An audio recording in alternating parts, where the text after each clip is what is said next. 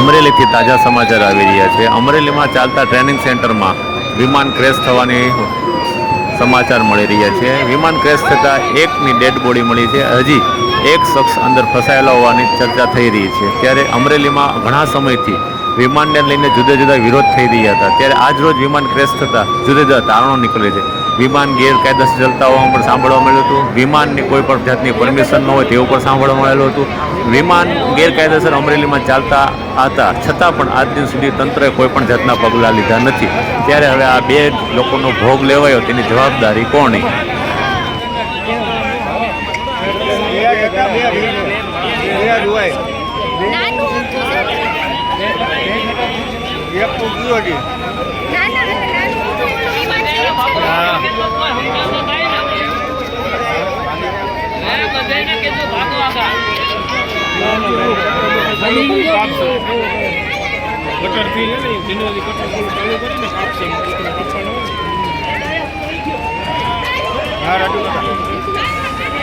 એક વિડીયો ઉતરો હમણાં નાખું છું ફોટો ને પોલીસ વાળા જવા નથી દેતા। આ વિડીયો આવી ગયો છે હમણાં ઉતારું તો બીજા કાઢે જ ને આવા ઉતારીને મોકલી જ દો। હા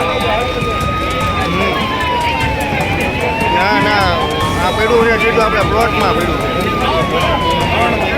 હા આપણે ભૂતિયામાં અંદર કયું ને ભાઈ શાસ્ત્રીનગર એરપોર્ટની પાછળ મોકલા બંધ તો થાય આપણા કોકના ઘર આપણે શું કરવું